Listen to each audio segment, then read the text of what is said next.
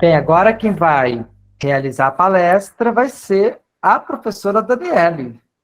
Bom, então a Dani, né, que acho que a maioria aí conhece, Dani Franco da Rocha, ela é doutora, né, em História Social pela PUC, mestre em Ciências Sociais também pela PUC, bacharel em Ciências Econômicas pela PUC também, professora e pesquisadora do Instituto Bexiga, professora de História, Educação Patrimonial nas licenciaturas, História, Letra e Pedagogia, pesquisadora, né, do Núcleo de Estudos de História Social da cidade. Bom, a Dani vai presentear a gente aí com um debate que a gente adora, né? Nós vamos falar então, gente, como a classe trabalhadora, todo o Brasil pós-independente lutou, a gente luta até hoje, né, gente? Mulheres e crianças no Brasil independente, lutas e resistências no cotidiano da cidade. Aí os meninos trouxeram já um pouquinho da minha formação, né? Eu sou transdisciplinar, História, Ciências Sociais, Ciências Econômicas, sou professora e pesquisadora do Instituto e também do NESC. E uma pergunta que a gente vem fazendo ao longo do nosso dia, né, do nosso simpósio, a independência do Brasil, afinal, possibilitou uma maior emancipação para os brasileiros? Nesses 200 anos de independência, nós rumamos para melhores condições de vida e trabalho para as mulheres e crianças no Brasil. E aí aqui algumas imagens, eu vou agradecer desde já o nosso historiador garimpeiro mor de iconografias, o Edmilson, que me ajudou muito nessa apresentação com as imagens. Obrigada, Jimmy. É muito difícil, inclusive, justamente porque é difícil encontrar nas fontes as mulheres e as crianças. E olha elas aí, a gente conseguiu. As crianças na Rua do Ouvidor aqui, uma fotografia do Museu da Cidade de São Paulo. Lembrando que também a gente está falando do século XIX, né? E a fotografia vai ser mais presente na segunda metade do século. Então a gente vai trazer também algumas gravuras. Não tem como a gente não falar da literatura de viagem para retratar o século XIX, né? E aqui o Jean-Baptiste Debré, também retratando as mulheres na cena da cidade, na cena urbana. E, gente, falando de mulheres e crianças na história, né? Pouco se fala da vida diária, do cotidiano. Não há interesse, né, em comentar como viviam os escravizados, os pobres, as mulheres, e menos ainda as crianças. E toda a correspondência, inclusive, para as autoridades em relação aos centros de poder, esses modos de vida não interessavam, não estavam presentes. Como a gente está falando, é difícil, inclusive, a gente rastrear essas fontes, né? Porque, na verdade, o povo só preocupava quando havia algum perigo de revolta. Vai dizer, inclusive, a Julita Scarano, falando da infância no Brasil. E a gente tem também Maria Odila Dias, falando no seu texto Mulheres Sem História. Ela vai falar que a urbanização incipiente da cidade de São Paulo, a partir do final do século XVIII, ou seja, do último quartel dos 1700, até as vésperas da abolição, envolvia uma população majoritariamente feminina e, no entanto, onde estão essas mulheres na história da cidade? Então, por isso, inclusive, ela vai nominar o artigo dela dessa forma, né? E essas mulheres, a cidade era, na verdade, justamente o espaço social das mulheres pobres, livres, forras, escravas, um palco de improvisação da sua sobrevivência, que era precária. Circulavam pelas fontes públicas, tanques, lavadouros, pontes, ruas, praças da cidade, onde o lixo era jogado das casas, onde o mato crescia a ponto de ocultar escravos fugidos. O seu espaço social era justamente o ponto de intersecção, onde se alternava e sobrepunham a área de convívio das vizinhanças, dos forasteiros, do fisco municipal, do pequeno comércio clandestino, das fímbrias da escravidão e do trabalho livre.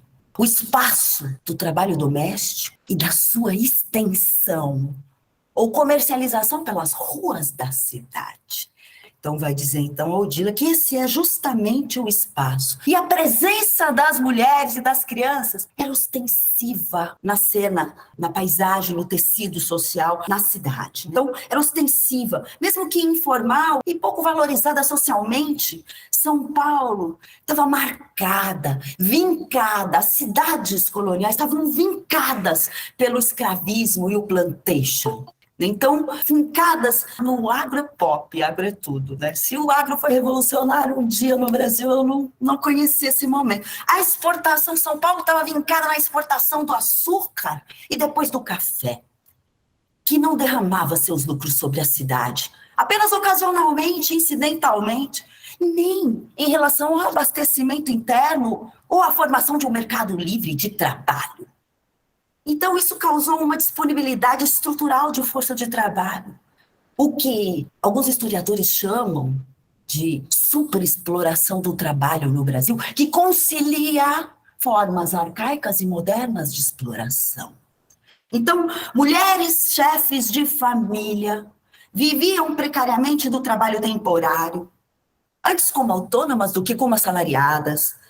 E os recenseamentos, inclusive, vão trazer, gente, justamente essas mulheres. Olha lá, os maços de população de 1804 até 1836 vão dar conta de mostrar para a gente que se multiplicaram brancas sem dotes, vivendo de casamentos de uso costumeiro, como eram qualificadas as informações em relação às mulheres na cidade naquele momento. Então, sucessivos concubinatos vão falar as fontes. Muitas delas mães solteiras, nos fogos, nas casas de população feminina. A gente vai ver aí, olha só as informações. Permaneciam solteiras 64% das filhas dependentes, permaneciam solteiras 77% das agregadas e 82% das escravizadas. O índice de ilegítimos, de nascimentos de filhos ilegítimos na cidade, abarcava 40% das crianças nascidas. E que boa parte estava compreendida nas casas, justamente, onde se concentravam as mulheres sós. Bom, o fenômeno, então, das mulheres sós tem vários fatores, mas se destacam, então, o econômico, que gerava a itinerância e que também era parte de uma rígida demarcação das esferas diferenciadas de atividades, de um sexo e de outro, uma divisão do trabalho, que era agravada justamente por casamentos de uso costumeiros em idades desiguais, vai dizer, inclusive, a Maria Odila. Então, essa itinerância, uma intermitência da presença dos companheiros, ou a ausência deles, fizeram com que as mulheres assumissem as tarefas, então, de prover a subsistência de si mesmas e de suas famílias, numa sociedade escravista, numa sociedade em que o trabalho de produção e reprodução da vida era visto como algo menor. Esse trabalho era visto como coisa de escravo.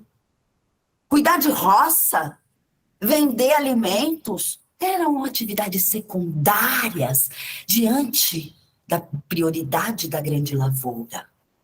E no período da independência, as fontes oficiais vão começar a se dar conta, mesmo que de forma muito tacanha, preconceituosa, dessa presença de 40% dos habitantes da cidade de mulheres sós, chefes de fogos, muitas mais solteiras. Inclusive, a tal ponto, as próprias autoridades começarem a requerer que os casamentos, então, fossem legalizados, formalizados. Olha lá, em agosto de 1821, eram pedidas providências contra o hábito largamente difundido dos casamentos de uso costumeiro. E nesse processo, então, as próprias câmaras começaram a planejar as rodas dos expostos. A assistência à criança chamada enjeitada. Olha os termos do século XIX. A gente está falando aqui, né, de maior grau de emancipação. Então, pensar em uma roda de enjeitados, sendo criada em 1825. Crianças abandonadas na roda. Mas, e na cena da cidade? Onde estão as mulheres e as crianças? Olha aí, gente! Para quem vai na 25 de março, maior centro de comércio de São Paulo, olha só, você desce quando vai para 25 na ladeira Porto Geral. As lavadeiras no Porto Geral, na Várzea do Carmo, hoje Parque Dom Pedro, olha os nomes, gente, estamos juntos nessa independência. Nas margens do Rio Tamanduateí, atual Rua 25 de Março, por isso que inclusive é Porto Geral, né?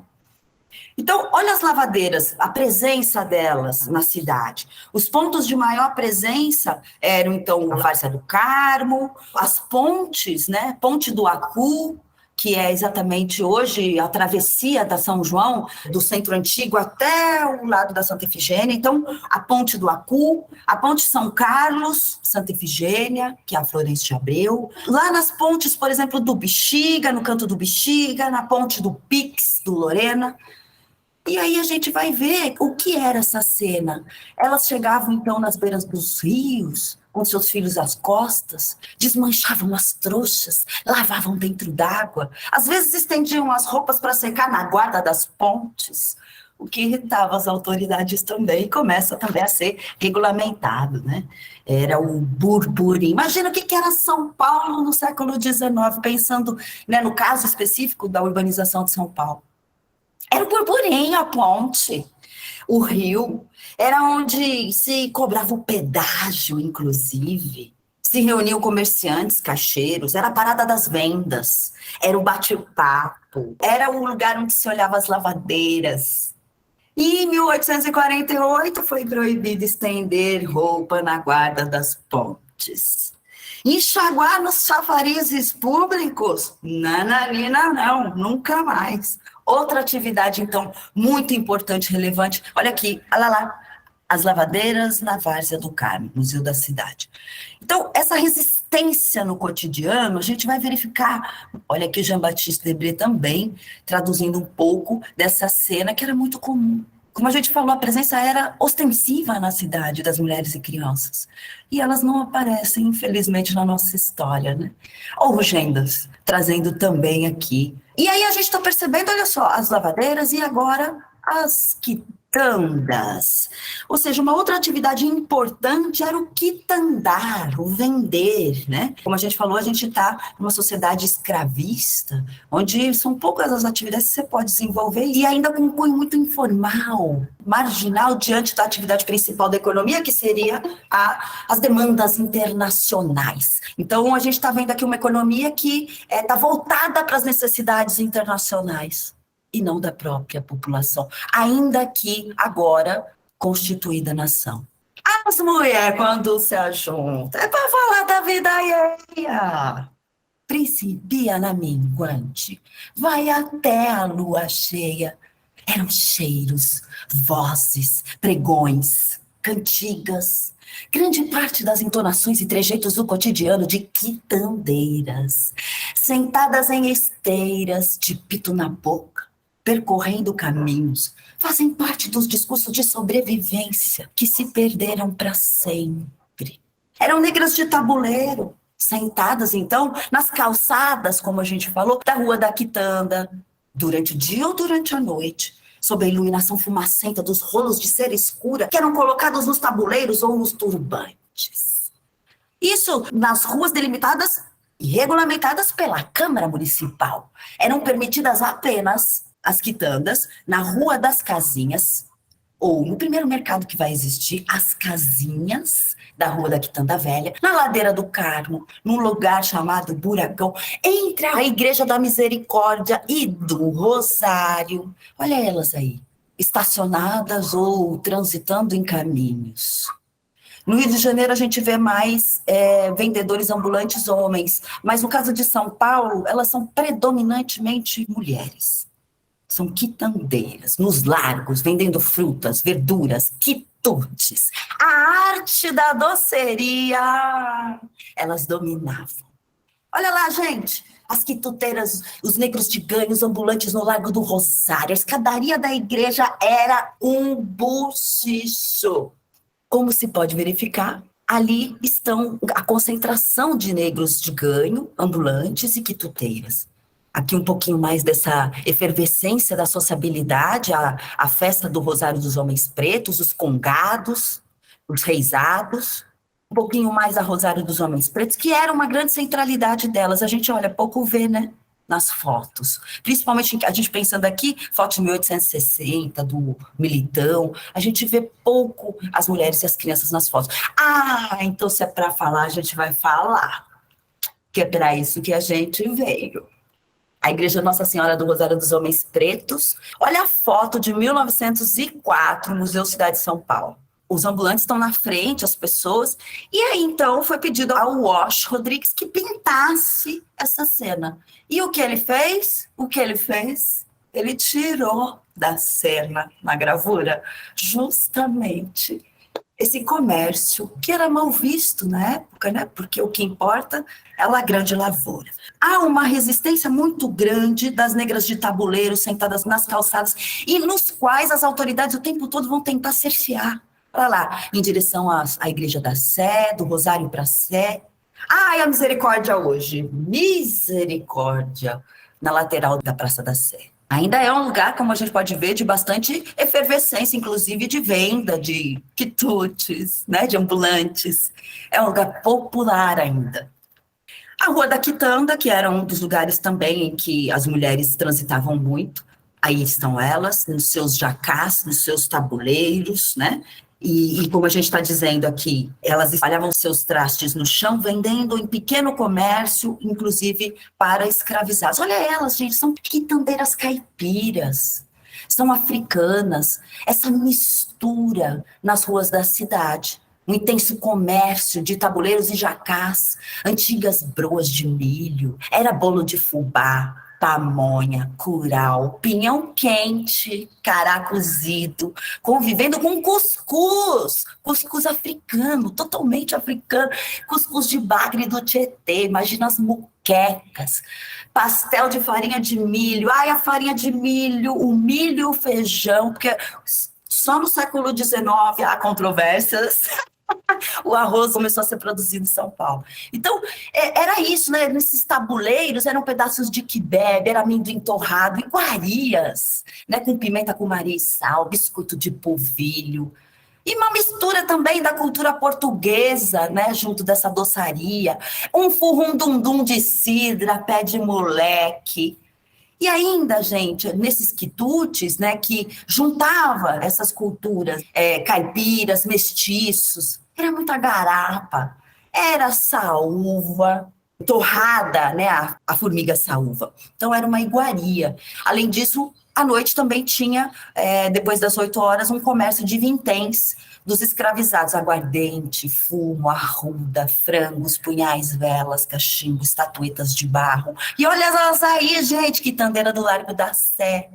Então, a gente pode ver que é um comércio miúdo, um comércio de produtos de primeira necessidade, um comércio de abastecimento de alimentos da cidade.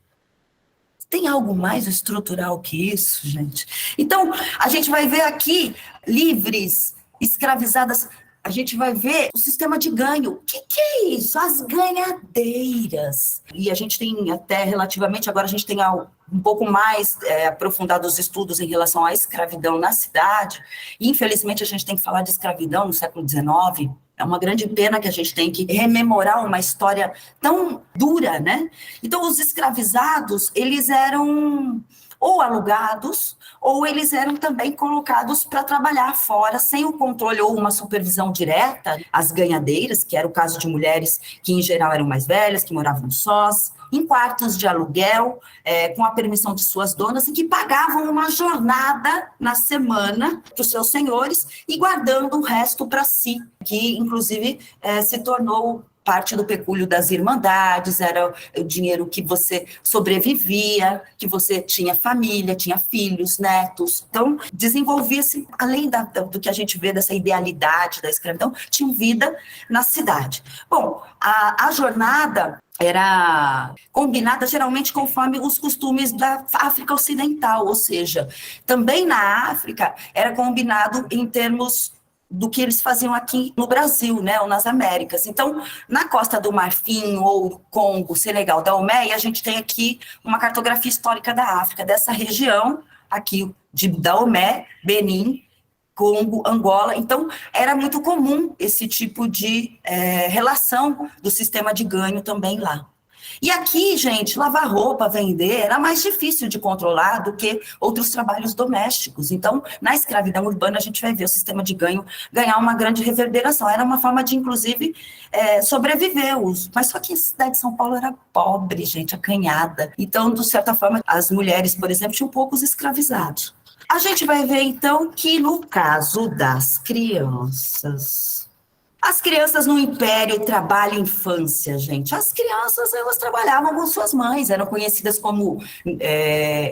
trabalhavam conjuntamente, ou sós, ou como agregadas, ou como expostas, ou colocadas nas famílias, no trabalho doméstico, ou mesmo viravam também escravos de ganho. O trabalho, enfim, era a sua escola, a escola para a vida. Era um cotidiano.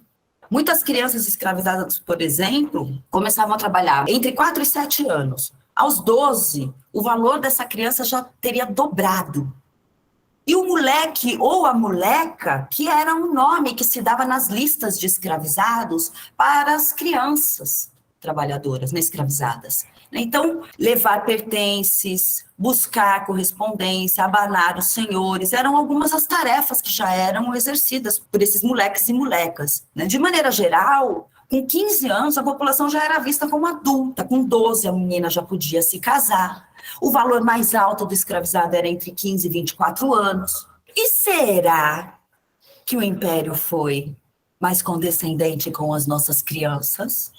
Vamos ver, então, uma das principais legislações vistas como uma das mais emancipatórias no Brasil imperial. Que a gente fala império, parece uma coisa suntuosa, né? Império. Mas lembra que império significa súditos. Então, a lei do ventre livre, artigo 1º, os filhos de mulher escrava que nascerem no império desde a data desta lei serão considerados de condição livre. Parágrafo 1º. Os ditos filhos menores ficarão em poder ou sob a autoridade dos senhores de suas mães, aos quais terão a obrigação de criá-los e tratá-los até a idade de 8 anos completos. Chegando o filho da escrava a esta idade, 8 anos, o senhor, então, teria uma opção ou de receber uma indenização do Estado de 600 mil réis, ou utilizar-se dos serviços do menor até a idade de 21 anos. A indenização, no primeiro caso, o governo receberá o menor, então, se o senhor não quiser ficar com a criança, o governo vai receber essa criança e lhe dará destino conforme a lei. Agora, a indenização pecuniária será paga em títulos de renda a juro de 6% anual, aos quais se considerarão extintos no fim de 30 anos. A declaração do senhor deverá ser feita dentro de 30 dias, a contar daquele que o menor chegar à idade de 8 anos, e se não o fizer, ficará entendido que ele opta por utilizar-se dos serviços do menor. Então, se o senhor quiser ficar com a criança, ele pode se utilizar da criança até a idade de 21 anos, dos serviços da criança até 21 anos. Bom, gente, e se o Estado ficar com essa criança? As associações nos quais essa criança era encaminhada, olha lá, será que é benevolência que essa associação vai fazer com essa criança? Ai. A própria lei do ventre livre vai trazer no parágrafo 1º do artigo 2, as ditas associações terão direito aos serviços gratuitos dos menores até a idade de 21 anos completo. E poderão alugar esses serviços. Ou seja, inclusive os juízes de órfãos poderão entregar às associações autorizadas pelo governo os filhos das escravas. E na falta da associação ou estabelecimento criado para tal fim, os menores poderão ser entregues ou à casa dos expostos, à roda, ou famílias de particulares. Então, aos quais o próprio juiz virou um organizador do trabalho infantil na cidade. Então, gente, a gente viu que a legislação, né, o objetivo era o trabalho infantil. Era a primeira legislação no século XIX que vai regulamentar o trabalho infantil dos chamados agora libertos, filhos dos escravizados. E o seu dia a dia estava muito mais ligado às contínuas crises de desabastecimento, uma economia voltada para fora e não voltada para as necessidades da população. O tempo todo a fome era a regra. Olha lá, gente, a fome estava viva na lembrança. Em 1818, em 1823, em 1826, em 1828. E nas ruas, as mulheres e as crianças murmuravam contra os poderosos, reclamavam contra o fisco. Pareciam-lhe muito distantes esses conflitos entre ricos e o próprio Estado. E na Constituição de 24, vamos falar, as mulheres não eram eleitoras. Aliás, se fossem, não teriam renda suficiente para serem eleitoras. Então, voto censitário por renda. Ora, o Código de Posturas de 1836 também não foi diferente das legislações restritivas do trabalho, do comércio de rua, do abastecimento da cidade. Olha lá, os cabuleiros que vendem fazenda seca pelas ruas, as boticas, pagarão 5 mil réis ao município. E as entradas da cidade são as grandes alfândegas, o pedágio. Olha, o crescente cerceamento dessas atividades, né, como a gente viu, que se concentravam principalmente no abastecimento de alimentos, mesmo assim, essas mulheres e crianças enfrentaram as posturas, a fiscalização municipal e continuaram vendendo. Então, as quitandeiras continuaram a ser toleradas. Aí passaram a ser restritos os espaços, cada vez mais. Largo da Misericórdia, Largo São Bento, São Gonçalo. Bom, a Câmara tentava de todas as formas fixar as quitandeiras nos mercados. Aliás, estava desde 1773, esse comércio que era secundário, como a gente falou, perto da Grande Lavoura, criou-se em 1773 na rua, que é hoje, na lateral do pátio do colégio, hoje é a General Carneiro, né? Descendo ali para o sentido do Parque Dom Pedro, ou seja, a Várzea do Carmo, era o lugar onde ficavam as casinhas, onde o comércio, na verdade, podia acontecer. Ele era restrito a esse chamado mercado, primeiro mercado de São Paulo. E em 1872, a legislação do mercado, inclusive, vai definir que as quitandeiras, elas só podem vender na praça do mercado, senão vão ter multa de 8 mil réis ou cadeia. Mas elas tinham também, além da própria resistência, tinham seus representantes, como, por exemplo, Luiz Gama, que vai defender as quitandeiras, alegando justamente o costume da população de comprar quitandas na Rua das Casinhas, e o direito adquirido, inclusive, das quitandeiras de vender nesses locais. Foram reclamações, posturas, fiscalizações, e elas continuaram a resistir e permanecer trabalhando nas áreas da região central. Então, elas opuseram tenazmente resistência às posturas municipais, às medidas de arruamento, às reformas. Mulheres bravas, elas tinham de exercer a arte de inventar e de ajeitar as coisas do dia a dia. O trabalho doméstico, que transbordava das casas para as ruas, tem a sua história de resistência e magia nos confrontos das rotinas de trabalho. Eu não sei se pude contribuir um pouquinho para a gente problematizar um pouco mais a história, né, de lutas e resistências das mulheres e crianças no Brasil independente.